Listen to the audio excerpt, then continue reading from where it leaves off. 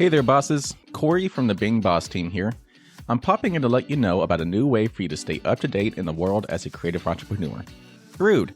Brood is a weekly email curated by the Being Boss team just for you.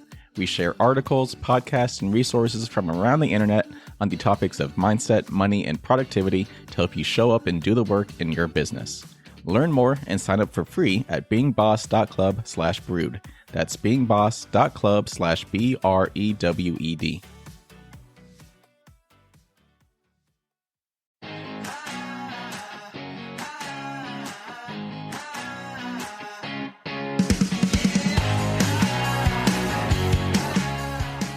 Expanding your capacity for success has long been a topic of interest here at Being Boss, as has money mindset and manifesting and using magic in business. But what does it actually look like to make the shifts you need to make to be really prepared for your next level of success? Welcome to Being Boss, a podcast for creatives, business owners, and entrepreneurs who want to take control of their work and live life on their own terms. I'm your host, Emily Thompson. And in this episode, I'm chatting with Pamela Chen, a spiritual entrepreneur who joined me live for the Being Boss gathering back in October, where she joined in the conversation on using tarot and ritual in business. And with a website URL like magicalpamela.com, I need you to be really ready for a truly woo chat about manifesting energy and a couple of references, including the word quantum. I wanted to bring Pamela in to talk manifesting and not the watered down platitudes of practicing positivity and creating a mood board, but the real magic of reprogramming yourself to call in and be prepared for all the success your entrepreneurial endeavors can bring you. Pamela Chen is the creator of the self-published Crystal Unicorn Tarot, Witchling Academy Tarot, Owl Tarot, and the author of the book Enchanted Crystal Magic, Spells, Grids, and Potions to Manifest Your Desires, coming soon to Llewellyn worldwide. She's also the co-founder of High Magic Certification and Business Course with her business partner, Lisa Robertson. Pamela is a mindset, energy, and quantum wealth coach for spiritual entrepreneurs, high-achieving leaders, and change seekers who are ready to create a soul-aligned business with a unique niche or brand that positions them as the expert in their industry for a bigger impact and next level income. Welcome, Pamela, to Being Boss. I am so excited to be chatting with you today. Me too. Thank you so much for having me back.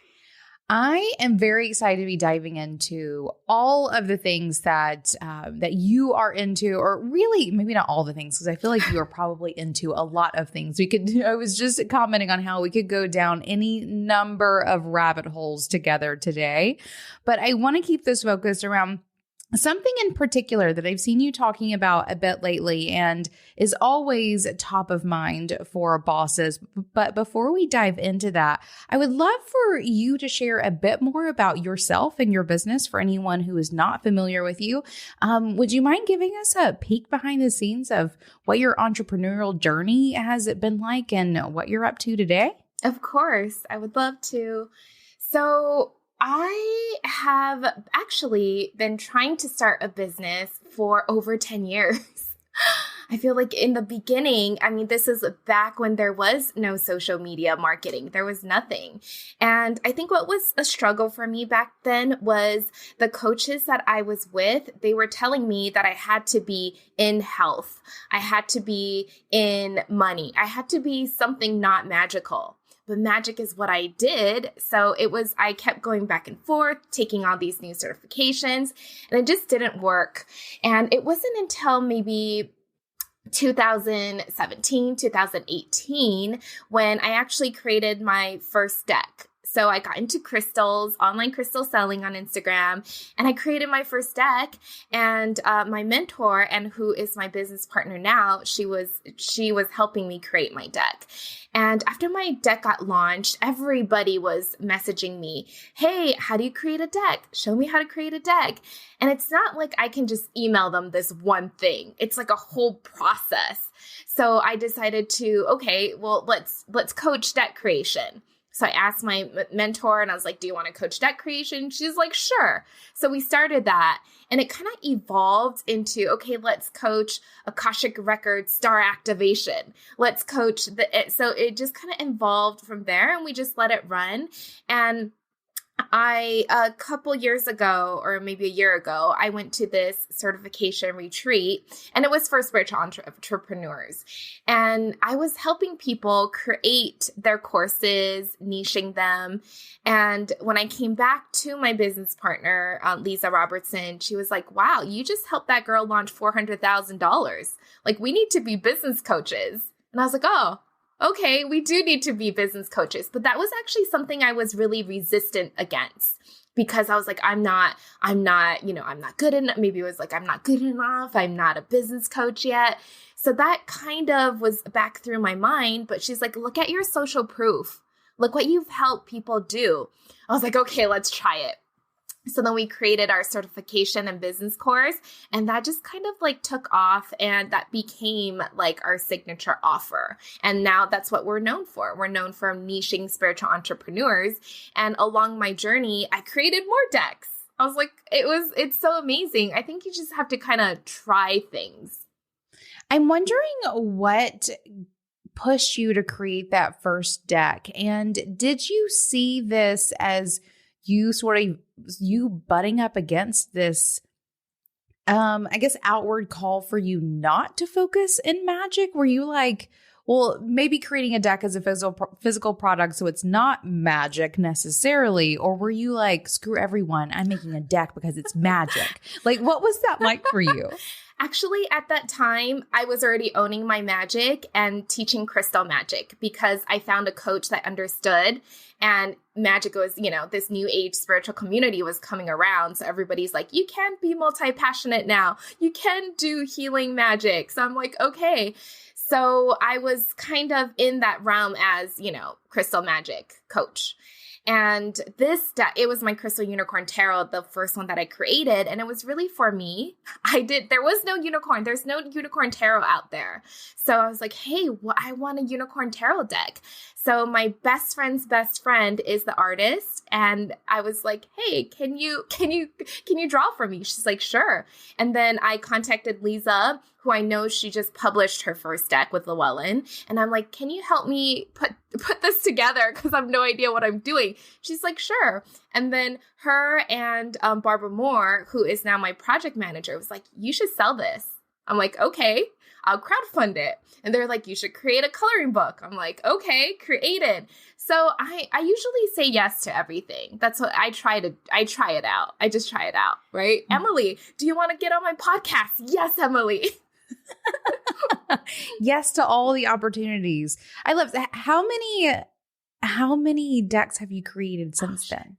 Okay, so I have Crystal Unicorn, Witchling Academy Tarot just came out with Llewellyn.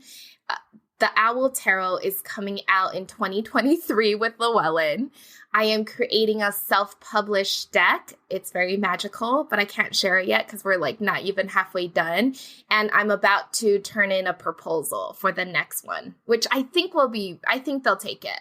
Nice. Congratulations. Thank you. And good job. Just high five on doing what you felt called to do, even when sort of industry standards or cultural norms or whatever told you, maybe not.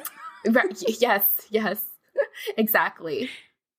I love this. Okay, perfect. Well, I want to dive into manifesting with you. This is one of the things I wanted to talk about with you today. It's one of those words that's it's totally become a buzzword, right? Like everyone is manifesting something these days.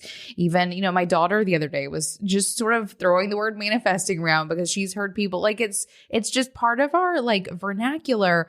But I'm wondering what your thoughts are around what manifesting is in like the current world and what maybe pop culture doesn't have quite right or doesn't really truly understand about manifesting. I know when you were like, hey, what are the basics? I'm like, oh, there is so much, right? So actually the first thing is I I do use manifesting in my copies, like my sales copies, because that's what everyone's used to. But when you are manifesting, you should use the word actualization instead, because manifesting is hoping to create. And when you actualize something, it's done. It's a done deal. And I'll tell you a little bit about what my belief is on that. So I think right now, in this moment, in our collective, almost everyone has heard of laws of attraction. And like you said, manifesting, that word is just out there. And what I really want to share is quantum actualization, quantum manifesting. So how to manifest from your future self, right? Connecting to the frequency of what you desire and calling it in. So we really work with the matrix of the quantum field, where it holds like all the possibilities that you can ever dream of. Like, it is really there. So it's in this field, and you can tap into it and connect to this frequency. And the frequency that you connect to will be you. When you can call it in, that's when the actualization happens. And you can collapse the time and space. That's why people say it all the time. And manifest whatever your intention is in less time. And it'll show up. This is the fun part. This is the funnest part. So it'll show up as a surprise. This is what we call a miracle, because if you already know what you are calling in, if you think you know how exactly it's going to happen, then you are not manifesting from the quantum field. You are manifesting from the past and your past programming. So Lisa and I really work with being in the present and actualizing your reality from the future. So there is no separation. So I think a lot of our students were like, okay, how do I get this client? Where do I get this client? What do I do to get this client? What magic do I do to get this client in? So when you're doing that, you're still separated from that client. That client is far away from you and you are here. But if you are just being in that moment and you have that client and you feel it and you act as if you have the client, then your frequency changes. Did that make sense? Yeah. Okay.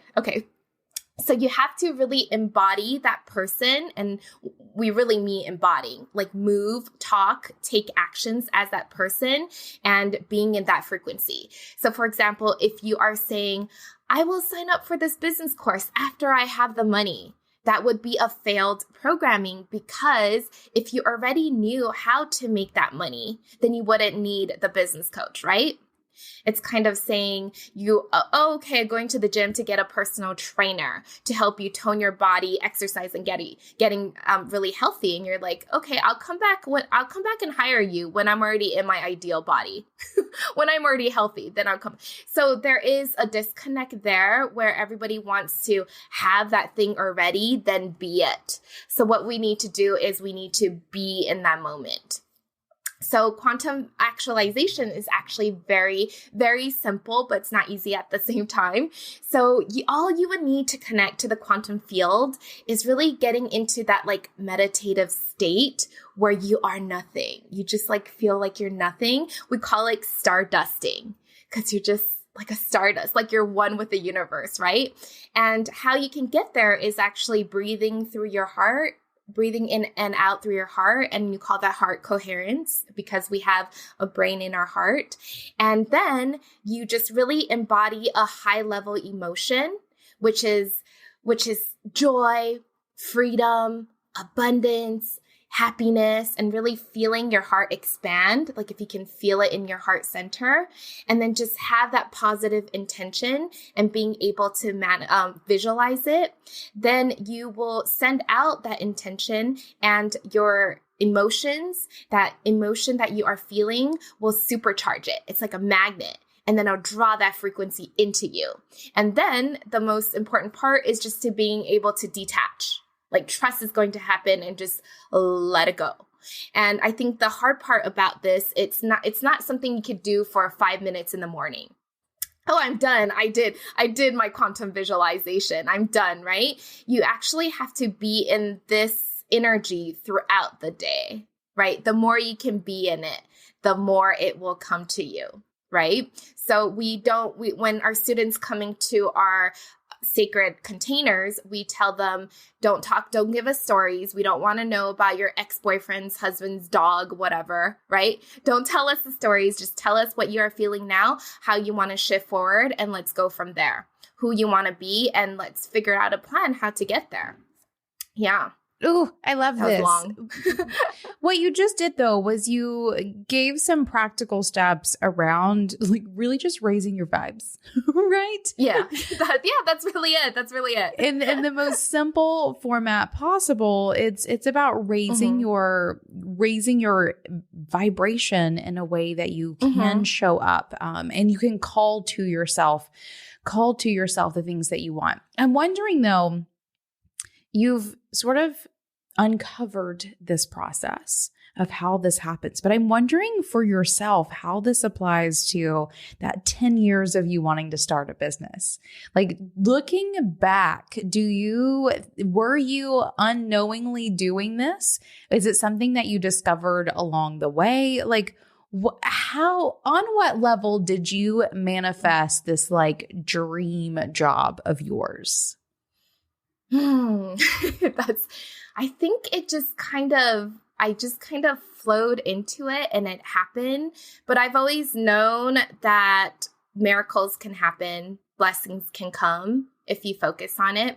So I moved out when I was really young, and at that time, I couldn't even buy toilet paper. It's not that there was no toilet paper, but I was just like, wow, I have to buy toilet paper. I have to buy this, and it was $5 an hour for minimum wage, right? And I was going to school. So it was a pretty hard time, but I think I always had a lot of fun.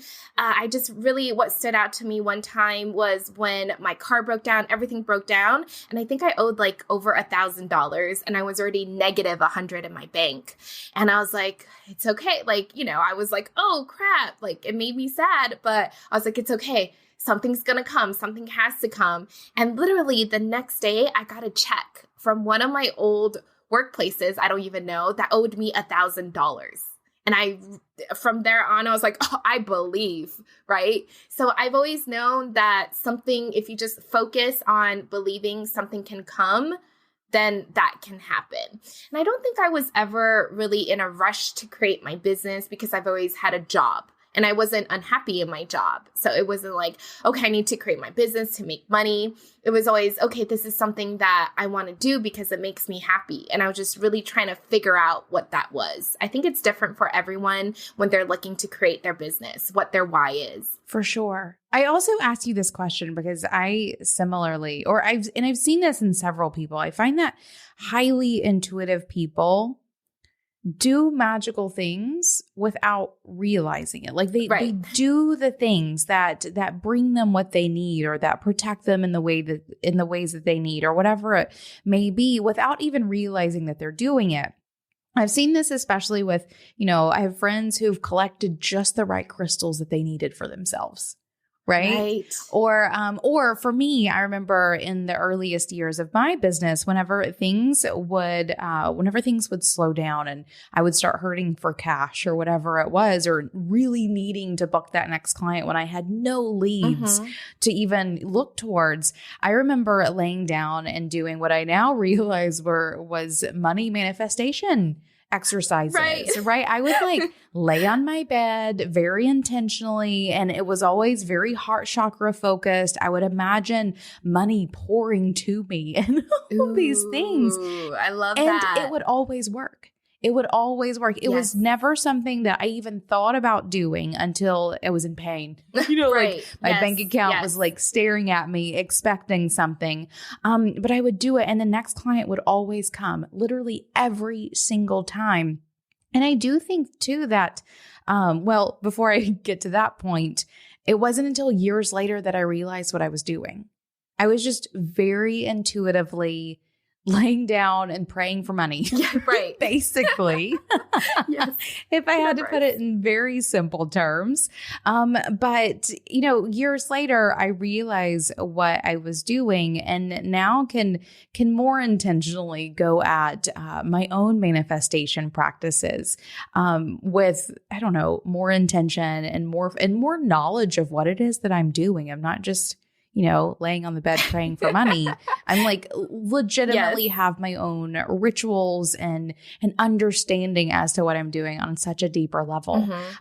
So I'm wondering from you how it has changed for you over the years where, in the beginning you just, had this moment of luck or magic or whatever you want to call it. But now you're literally teaching this. How have you seen your manifestation powers, I guess, increase with this like knowledge and ritual and understanding? And what does it look like for you in practice today?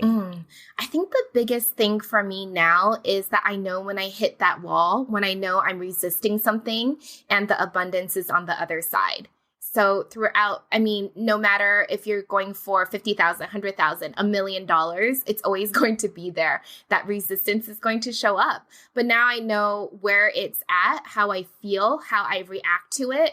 So I do something about it. I do my tapping, I tap it out, I do a spell, I get rid of it, and then I focus on what I want instead, right? So now I think for my cue is I say no. How I never say no, but I'll say no. And Lisa's like, okay, this is what we have to do because abundance is on the other side. And for her, it's when she feels like she's going to throw up. If we're going to invest in something big, she's like, I'm getting nauseous. I'm like, oh, then we should do it. Ooh. And every time we do that, we expand our success container. We expand it a little bit more, and usually we reach our goal. And I think for me, it's also the belief, like I really believe now. When I believe in something, I really believe in it because I had confirmations from the past that it would come true. So my daily practices, I feel like I just kind of like sprinkle them throughout the day. I don't really have a set one. Sometimes I'll have a set one for a while and then I'll like change it up. I think the biggest thing for me as an entrepreneur is really focusing on the numbers. So actually, when I focus on the money number, okay, you have to bring in $30,000 this month, it actually freaks me out a little bit. So I don't like to do that. What I do in my practice, as you said, praying for money, but my visualization and my journaling, everything that I do is I just focus on the people. Okay, so I need 44 people in our business course. That would make me really happy. And you always go a little bit higher, right? So if I say 44, maybe I'll get 25, and that's great. That's probably all we can hold. But you just shoot a little bit higher. You shoot a little bit higher, and so you kind of have to discover your unique way of welcoming this manifestation into your life, because some things could really block you because you haven't cleared it yet. But another thing, if you just switch it up a little bit, it's like, oh, it's so easy. And that's actually what I've been saying to myself. It's so easy. It's so easy to do my business. It's so easy to get clients. And you can kind of create. So now what we are teaching our students is that you create your own rules for your business in your world. So I believe that if I just show up on social media in my stories and have fun and talk about my stuff, people are going to come in. And they do. They DM me and they're like, hey, I'm interested, right? People who are yeses are going to come in. So you have to be very specific on your beliefs. But that's what I truly believe. And that's how they show up in my world. I love that you talk about switching to it's so easy. This is something in all of the groups that I do, whether it's the Monday meetups in the community or in the C-suite, one of the things I love about especially having a group of people is they act as such a good mirror for whenever you are being overly negative, or not even actually like slightly negative, right? When you're like, I'm going to struggle doing this thing. And because you just walk into something believing that, my next hire is going to be a struggle, because all hires are a struggle. Yeah. But there's just a simple switch of like, this hire could be so easy. It's going to be so easy. Yes. Right. And that one little switch of like changing a habit of, believing something is hard into believing that it's easy is that like raising your vibration right there. You will go into whatever task it is that you are going into with such ease, like so much more ease, and like just a more positive vibration, a higher vibe than if you go into anything with anything lower than that, thinking it's going to be a challenge or difficult. Even if the past has shown you that it has been a challenge or difficult, that doesn't mean that you have to believe that necessarily for the next one. And that's one of my favorite things about having people around me to be that mirror of being like, what did you just say? Right. What do you mean it's going to be a chat? You don't know. You haven't done it yet. Mm-hmm. So this is a really funny thing, though, because people who tell me affirmations don't work, I'm like, oh, it is working because you're affirming that it doesn't work for you, right? So it's literally, words are so powerful, whether it's written or spoken or your Instagram, social media, Facebook feed. That's like your vision board. If you have these words that you don't love from people that you don't love on it, then it's like creating your reality. Your thoughts, your words really create your reality. So you have to be very, aware of what you are surrounding you with. Yeah, people say, don't go on social media first thing in the morning. It depends what's on your social media. If you have uplifting, positive memes coming in from inspirational leaders, then why not? Why wouldn't I go on my social media? For sure. Oh, I love this. I love this parallel to social media and what you just said around social media being your vision board, or really just anything you're taking in. That much is totally your vision board. And not to put scary things, gross things, angry things on your vision board. You put uplifting and happy. And there is a thing about like being aware of reality for sure. But there is something to be said too about really curating things that are going to lift you up. I like this with Pinterest. It's funny you say that. Like, I won't get on social media necessarily in order to feel uplifted, but Pinterest is that for me. There is something about seeing a like flower-filled garden next to a really fun like home renovation DIY project and a really great chocolate cake. So I actually named this. I don't know if anybody else named it, but I named this as Wi-Fi Mancy. So Mancy is like divining, like bibliomancy, cartomancy. So I named it Wi-Fi Mancy. And Lisa, my business partner, would send me Wi-Fi Mancy all the time. Money is coming. Like, she's like, oh, this is a sign. So you're just like looking signs on social media instead of your book, instead of your cards. So it is Wi-Fi Mancy. Oh my God, you're right. I've never heard it called anything. You've totally coined this and I love it. Yes. And yes, I see it as a thing because as you're saying this, there are several people in my life where we will send each other like, yes, that meme or that photo, or we were just talking about this thing and there it is. And not necessarily like creepy ads listening to us. That does happen, but like things that really will just sort of pop up in our social media. That's fascinating. And I absolutely love that. So everyone, maybe like pull open your Instagram, scroll down 5 and see what it is. But here's a really big thing that we really drill into our clients, that for yourself, if you are an entrepreneur, coach, healer, practitioner, whatever, you don't go on and post how you're suffering in your ascension. Don't go on and talk about how bad your day is. You can be vulnerable and talk about your story, but it has to be inspiring and uplifting. It can't just be you dumping your stuff. Like, it doesn't work like that. People aren't going to be excited to work with you if you're always depressed, no energy, you're always ascending, you're always here, right? Yeah, for sure. Mm-hmm. There is a fine line. line. And I think we will continue seeing how the use of social media evolves into whatever it turns into next. Because who knows? But I think that's an interesting point. And definitely if you are someone who's wanting to be hired, if you're using social media as marketing, there is a line that you have to draw. I do believe that very much so. Now, y'all know I'll talk business magic all day long, but I'll also tell you to get some practical systems in place that will help you do the work. Because business happens in the realm of the mundane and you got to get paid. To help make that happen, you've got to check out FreshBooks.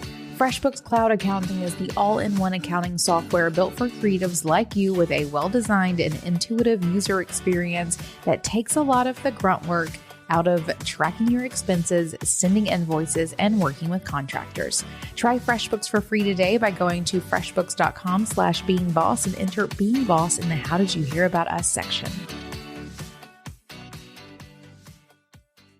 Perfect. Okay, there's a couple of things that you've brought up, and I feel like we're going to start bringing those things together. You mentioned earlier, I think expanding your capacity for success, that was you like that, huh? Right, that was mentioned. That's always been a topic here at Being Boss, something that we all want to, we've always wanted to dive into, because whenever you start finding success, it's not so much fraudy feelings. It's not so much the fear of failure, like you've just failed 50 million times. You're not really afraid Right. of failure anymore. What it actually gets replaced with is this fear of success, right? Like, I think we all get to that point. So yes, I love that topic. But we've talked about manifesting and expanding that container and praying for money or whatever it may be. I want to talk to you about really taking your money game to the next level.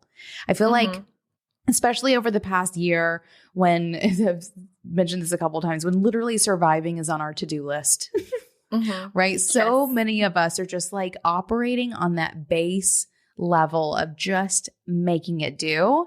I would love to talk about and tap into something we used to talk about all the time, and that is like really taking things to the next level. So let's talk about manifesting money.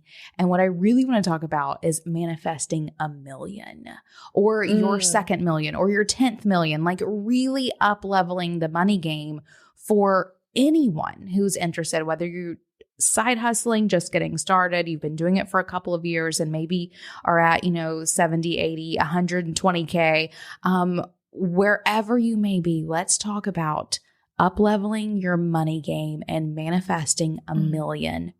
Yes. What do we need to know? I think the first thing is you need to know it's possible. So it's a possibility portal that's open for you. So I didn't think it was possible until maybe last year that someone charges $100,000, $250,000, $1 million for one offer to work with you for 12 months. And when I found my new coach, because that's what we're doing now, we're going to step into the luxury experience. And when I found her, I was like, that's possible. Like, I didn't know that was possible. Like, I know $1 million are there, but I didn't know it was possible you can charge $100,000 for a 3-month experience with you coaching. People are paying, everyone's doing it. So I think the first thing is having that, when you see it's possible, it's in your energy and it can start to happen for you. And then you have to make it yours. Right? So the first thing is seeing that it's possible, and you have to believe it's possible. And it's easier when other people are doing it. And I'm telling you now that it's happening.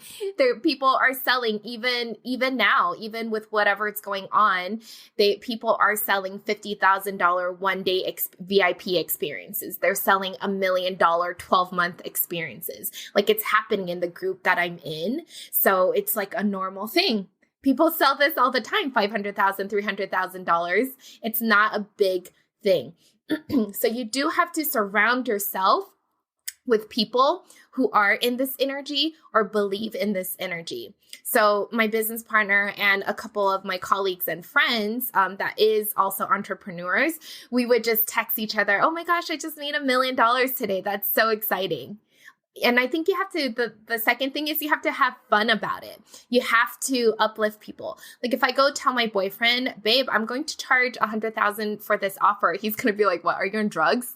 Like, he doesn't get it. And that's fine. He doesn't need to get it. When I do it, he's going to be like, whoa, what did you do? And he's still not going to get it.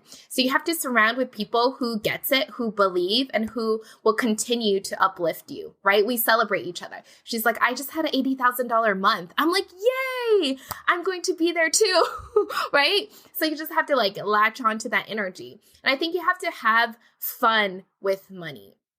I know if in your reality, money is not there, right? If money is a struggle, You just have to brainwash yourself. You literally have to you pray and you brainwash yourself out of it, right? I have this app. It's called Think Up. And I record my affirmations on it. And I literally listen to it all day. I'll listen it to when I wake up. I'll listen to it if I'm typing. I'll listen, just in the background. I am a millionaire. Or whatever. I have a lot of affirmations on there. But as you just listen to it, it becomes easy. It is you. You are that. And you start believing. So mindset and energy is two totally separate things. I think people get it mixed up sometimes. Like if you have a good mindset, then your energy is great. It's not, right? So your mindset, you have to work on your mindset, which is brainwashing. We brainwash ourselves. We get that affirmation. We believe. And then our energy. You have to clear out your energy so you can make room. Like what you said, the success container. If all of your old programmings are still stuck in your energy, your mind might be different, but it's still stuck in like your aura field, which is like all around you, then you don't have room for that new opportunity to come in. It's actually blocking that inspiration. It's like a phone, when you take pictures and it's like, oh, no more memory. That's how your aura field is. So you have to clear out the pictures. So that's why, these energetic healings, working on yourself is so important. And you need to expand that energy, give it space so that you can call in that $1 million. And you have to believe that it's possible. So remember what I said, that we're like creating from the future, right? So you have to step into that frequency of every number amount has a different frequency. So you have to figure out, okay, I am here, but what does $1 million frequency feel like? When I am this, I am $1 million. How would I walk? How would I eat? How would I feel? What would I do throughout the day? So sometimes at the grocery store, I like to walk around like I'm a millionaire, and I'll be like, oh, I'm a millionaire, but everybody loves me because I'm a compassionate millionaire. And I have a certain walk that I do, and I think it's kind of crazy, but no one really looks at me, so it's okay. But I'll just kind of be in that frequency, and I'm just like, here I am, this is me. So, so this is a really good example. Have you heard about the Lotto Curse? Yes. You taught me about the Lotto Curse. Oh, okay. Yes. So I'll say it again for everyone. So it's a really good example because a lot of people who win the lotto, they manifested millions of dollars, but they can't hold on to it because their success container is full. So what do? They piss it away. They're broke. They're bankrupt by the end of the year. They commit suicide and all these things. It's just because they can't handle the energy of money. And that's the thing. Money is love. It's the same thing. So if you don't love money, then you don't love energy. And we have to love our money. I think that's also, you have to have a really good relationship with your money. You have to love money. So, after this, go get your wallet, look into it, and you can ask your money, how is your relationship with me? Do you love me? But do you love money? Some people don't love money, especially spiritual entrepreneurs. They don't love money, and you have to love money. It's just an energy. It's not bad. It's not good. It's just an energy. And the more you love it, the more it comes to you. And this is an exercise that you can also do with someone. So every morning I wake up, I text Lisa, good morning. Good morning, Goddess Lisa. Thank you, money. Thank you, blessed money. Thank you, magical money. Thank you, divine money. I love you. I love you, money. And when you put those words in front of it, it actually changes the frequency even more.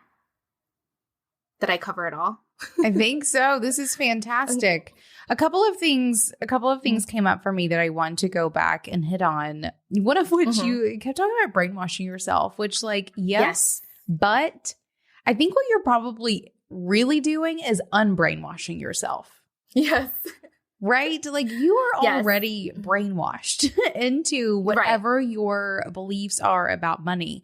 And what happens whenever you mindfully go in and shift those mindsets? You're not necessarily re-brainwashing yourself.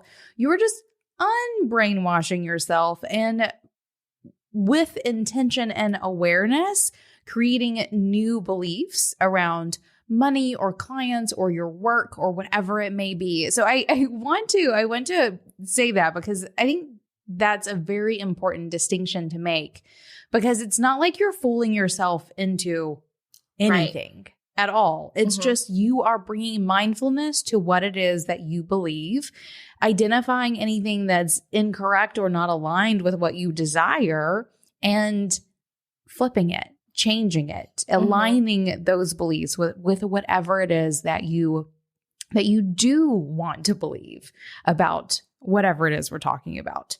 So I do want to point that out. And I love this idea of normalizing wealth. One of the things you mentioned that spiritual entrepreneurs struggle with money. Creative entrepreneurs very much so do as well. They're taking, an innate skill, something that feels easy and fun to them, and then trying to ask people to pay them money for it. And there's a lot of things that come up, especially and similarly, where current state of the world does not value spirituality in the same way it does accounting skills, right? Or being an architect or any of those things. And it's similar, if you're an artist or a social media manager or, any of those more creative, the kinds of creative skills that, of the bosses who are listening to this.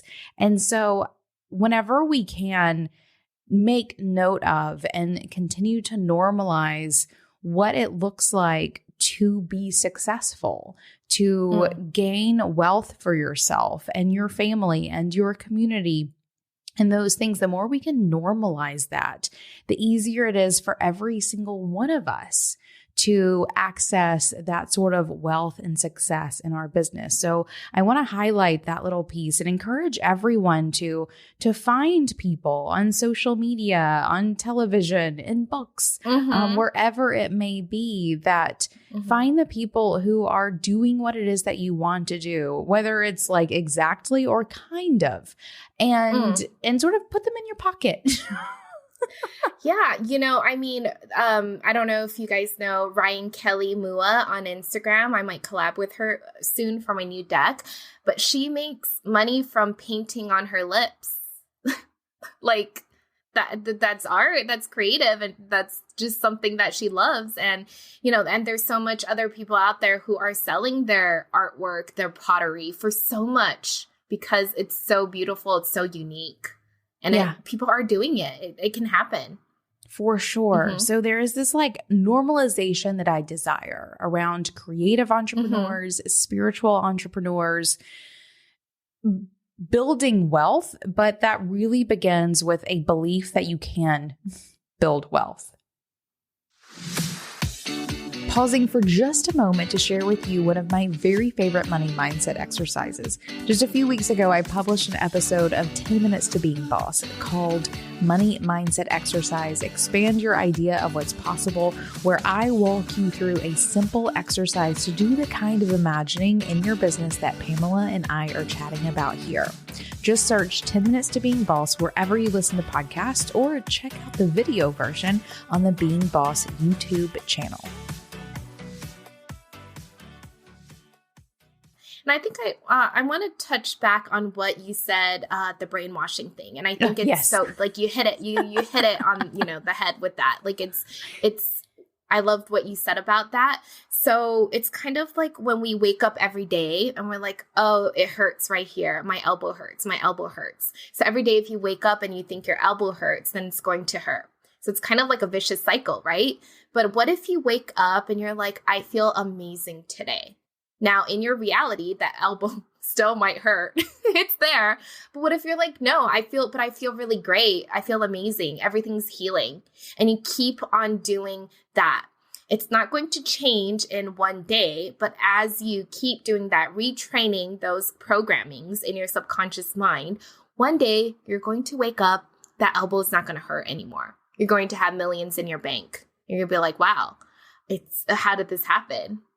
right? So that's all we're doing. It's not, I think everyone think manifesting is like, oh, well, it can happen. I don't want to say it doesn't happen because it's happened for people that I know, my students. But I think people think that manifesting is, okay, I'm going to do this now and it's going to happen tomorrow. Sometimes it does take a while. And depending on how deep the programming is, right? Depending how much you believe. So I've had students who were like, okay, I'm going to manifest $10,000 tomorrow. And they did. And they did. And because they believed and they didn't have too much junk to clear up, I guess, right? So just really depending on you. I'm also wondering, this might be taking us down a weird rabbit hole, but I'm wondering for you, how much of a parallel do you draw between sort of an air quoting manifesting and being tapped into subconsciously knowing something's coming? Does that make sense? Like, let's say today I'm like, I want to manifest $10,000, but really I'm so intuitive that I know that $10,000 is coming. Does that make sense? Is my framing up this question in a way that makes sense? Like, where do you draw the line between manifesting and just like, it's funny because these words are the same, calling it, right? Like air quotes again, like, are you calling it in? Like you're calling it to you, or are you just calling it because subconsciously you know it's there? I think at that point, you've already reprogrammed your beliefs. And so that you are so confident and you know that's going to be there. And the more you believe, the faster it's going to come. So we've been saying this, I don't know when this is going to air, but we've been saying that March 2021, something big is going to happen. Everything that I've done, all these, journeys, visualizations, cards, like everything that I've done, it's like, March. I'm like, so I know something's big coming, but I'm going to be surprised. I'm just going to stay on my, desired path, tap into that frequency, be it. I am it, right? I am that I am. You have to be. That's the main part. You have to be first. And I'm just going to let it happen. It's going to surprise me because if I already know what's going to happen, then that's me coming from my past and creating it. And that's not manifesting, right? That's you trying to force it. How is it going to happen? What's going to happen? I just know something amazing is coming next month and I'm okay with it. I'm like, come to me.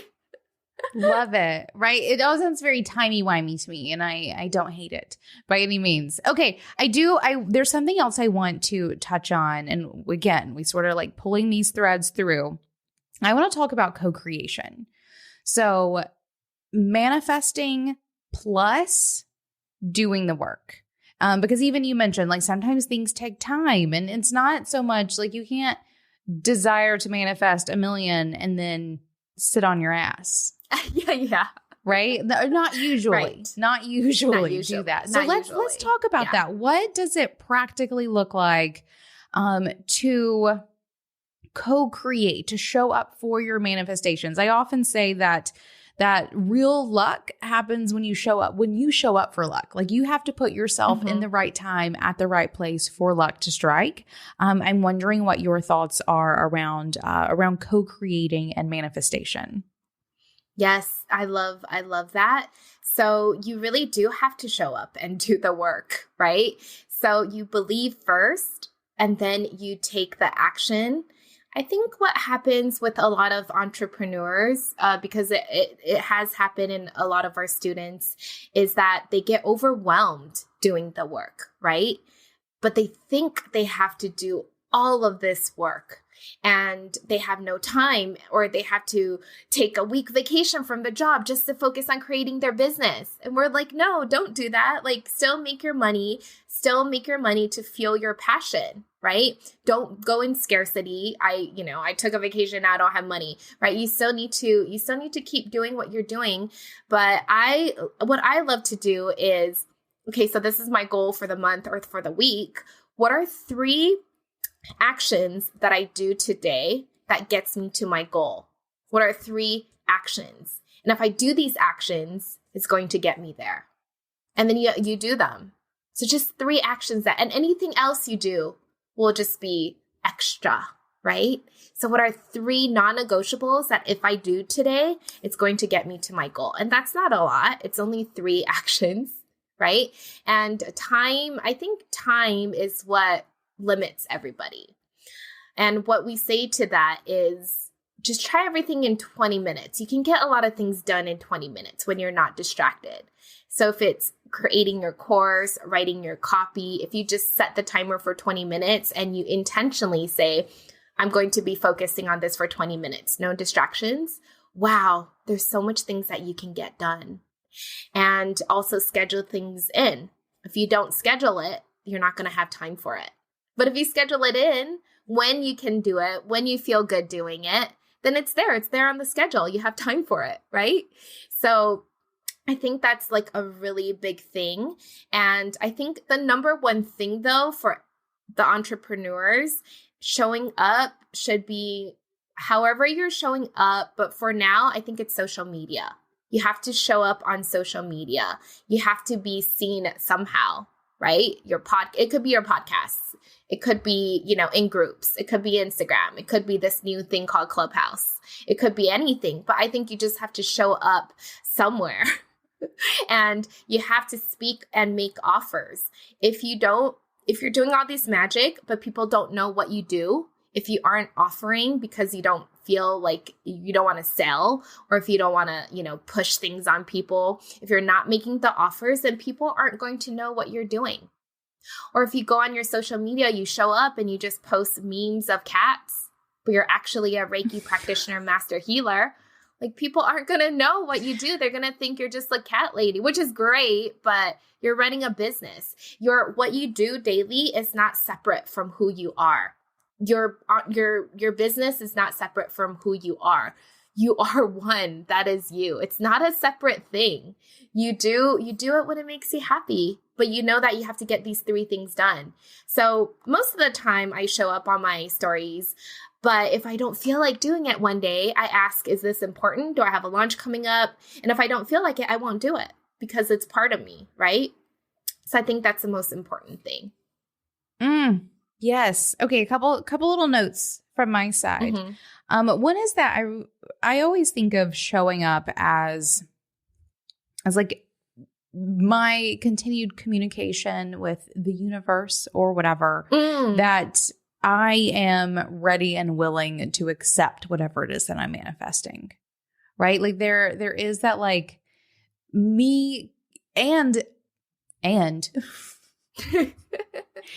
and by showing up, I'm also like acting on the belief that it will show up for me, right? Like it is actionable belief that whatever I am drawing to me or manifesting will take place because I'm showing up for it. And so there is like, I think that it too is like the co-creation piece. Like those 2 things can't happen like separately, one without the other. So, literally doing the work is the act of manifestation, far beyond just those moments of calling it in and raising your vibration and all of those things. Right. Like you said, like it's something you have to hold all day long, and you don't hold it all day long in meditation on your couch. Right.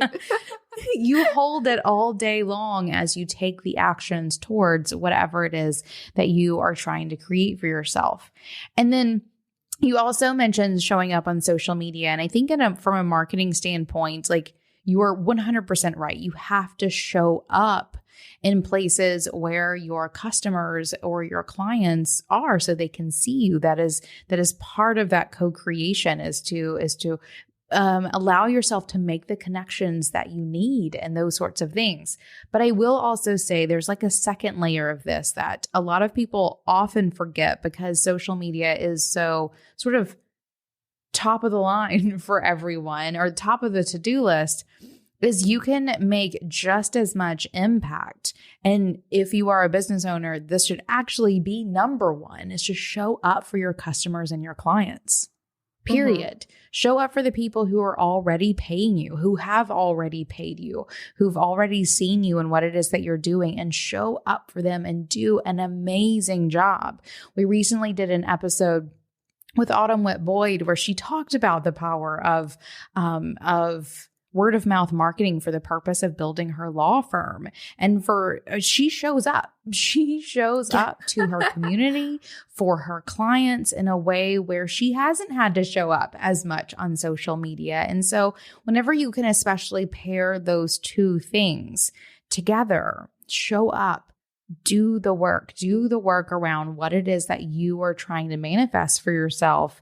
You are taking continued action that has impact and draws you closer and closer to what it is that you are trying to create for yourself. Yeah.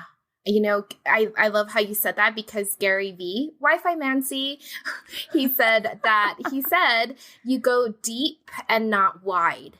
So it's like how Taylor Swift, she like shows up randomly at people's wedding to sing for them because she knows how important it is to show up for her community.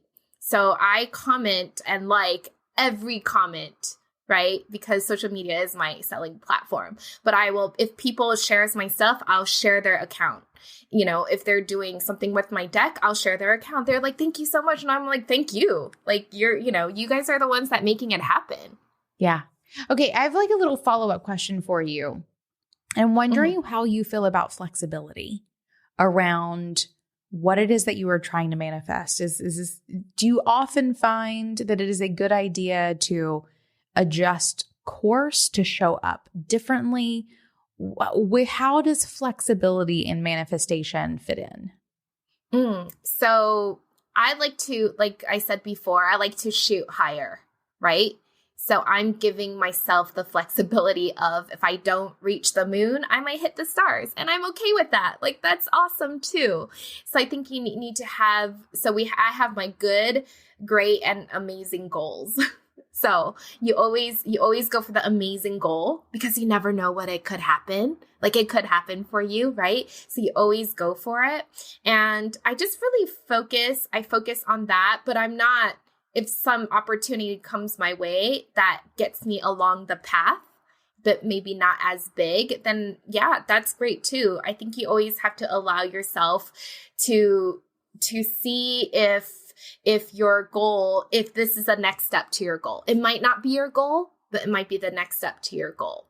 So I think that is how I stay flexible, and your business is going to pivot. Like, it's going to pivot all the time. So you have to learn to pivot, especially in publishing. I think in my new book, they just cut out a whole chapter because they said it wasn't magic. So they're like, we can't use this chapter. I'm like, okay, let's not use it. You do what it takes to make it happen. I actually want to talk a little bit about alignment, because I feel like now a lot of people use it for us, they use it in a wrong sense. So, they'll show up and they'll be like, oh, I'm not aligned with that. I'm not aligned with going on stories. I'm not aligned with social media. So you aren't in alignment because this is your current state. This is your reality that you are now. But if you do want to be that millionaire, if you do want to hit that 100,000, then get aligned with that, right? You don't know what that alignment is yet because you haven't tried it. So I would suggest everyone to just go out and try. Like, it's an adventure. It's an adventure. You might have to go left. There might be a rock. Hop over it, right? Be flexible. Yes. But don't change. I don't think you should change your goal though. Like, if you're manifesting this for a month, like say you do your spell or you're doing your ritual for this, just keep it. Right? Just focus on that. Lovely. Thank you so much, Pam, for coming to share all of these things with us. I feel like I could talk money manifesting all day long, but right. But it's probably time to start wrapping up. So please tell everyone how it is that they can find you and what you're up to these days. Yes. So the easiest way to find me is on Instagram at Pamela Unicorn. Really easy. I am there all the time. And what am I up to these days? I am up to a lot of things, but that's okay. So Witchling Academy Tarot, my new tarot deck with Llewellyn, just came out. My Enchanted Crystal Magic book is coming out in November this year. And currently we are launching our High Magic certification and business course. So our students have called it it's like Hogwarts and Harvard put together, because we really work on the energy and you really embody that while you're working on the strategy for your business. And what we love doing in our business course is create a niche and a brand that really helps you stand out as a leader in your industry and help you craft that signature offer or course that could be sustainable and scalable to 6 figures. And I think that's basically, we're just having fun, I think. Just having fun creating. Yes. It sounds like it. It sounds like you have definitely started the business that you were meant to do. And it looks like a ton of fun from the outside. I want to create decks and books all day. That sounds fantastic. Yeah. Well, so this is the thing too with deck and book. I had to, retrain my programming to love editing, because I didn't love editing, but it's like part of the system. It's part of the process. You have to do it. But something that we are doing right now that I'm falling in love with is that we are creating a 1-day sacred journey activation. And it's going to be activating your Earth Star chakra, your Heart Ma, your Soul Star. And it's going to be, either it could be virtual, but we would love to activate people on sacred sites when it's possible. And like Zion's in the forest, that is what we are creating for our luxury experience. And I'm really excited for that. That sounds amazing. Well, you'll definitely have to share more with me when that is ready. Yes. I have one last question for you, Pamela. This is always the best one, always the sneaky one too. What makes you feel most boss? What makes me feel most boss? That is a tricky. I think a lot of things makes me feel boss. I was actually just thinking of this the other day. I think it's when I think it's when I actually am living my life that I want to, like when I'm in that moment and when my boyfriend comes to me, oh, so do you just watch the chickens all day? I'm like, yeah, babe, but he doesn't know that I just closed $20,000. That makes me feel boss because I worked for it, but he doesn't see me doing it.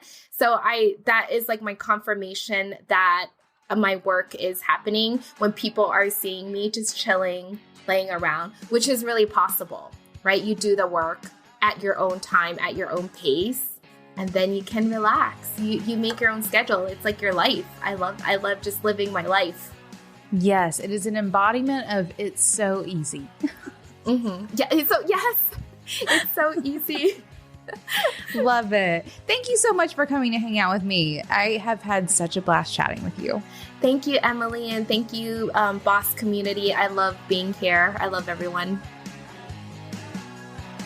Find yourself wanting more of that spiritual and business crossover, then I think it's time for you to check out the Being Boss community.